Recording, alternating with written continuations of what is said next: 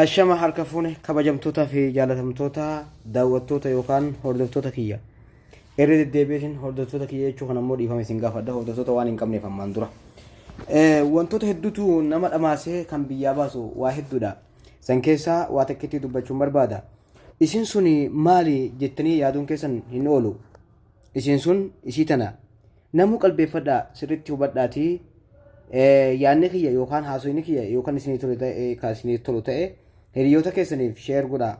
Akkasuma koomentii naaf barreessaa na jajjabeessaa. Bakka dogoggore immoo irraa na gorsaa. Namoonni tokko tokko biyya alaa deemna jedhanii waan hin taane yaaduudhaan dogoggoranii kan biyyaa bahan hedduudha. Biyya namaa keessatti saree ta'anii rakkatanii haadhaaf abbaa hiraarsanii ofiifis hiraaranii kan maraatan lakkoofsan qabu. Haa ta'uuti an gaafan biyyaa bahu maal jedhee akka bahe isin yaadachiisa. Kanaafuu hanga xumura qophii kiyyaatti na faana bu'aa na hordofaa daawwadhaa isiniin jira. Maal jeen barreesse I think waggaa 14 dura jeetii yaada. Osoon Oromiyaa biyya abbaa kiyyaa, biyya harmee kiyyaa, biyya alagaanis firris irratti wal nyaataa jiru. Isiisan keessa osoon jiru maal jee? Badi hiyyummaa dhabame ammaa hangam rakkifte ati ilmoo namaa meeqan rakkate kophaa cinqamaa kanaaf si jibba hundumti namaa. Yaaboo hiyyummaan saree maraatte dhiiraa fi dhalaa meeqa dhamaafte ilkeedhaan nyaatte qaama irraa fitte hayyoota meeqman maraachifte.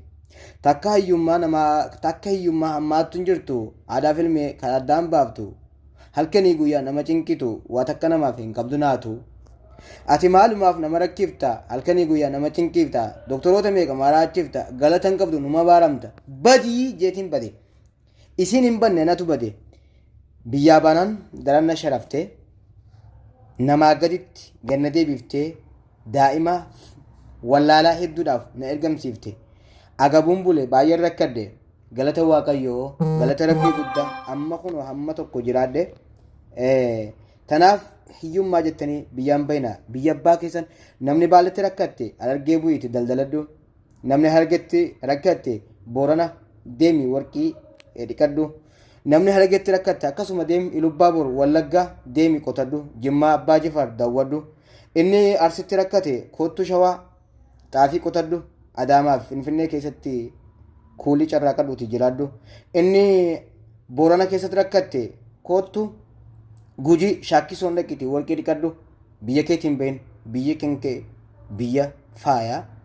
Tanan isinidhaamaa waan na hordoftaniif horaa bulaa deebanaan isiniin jira.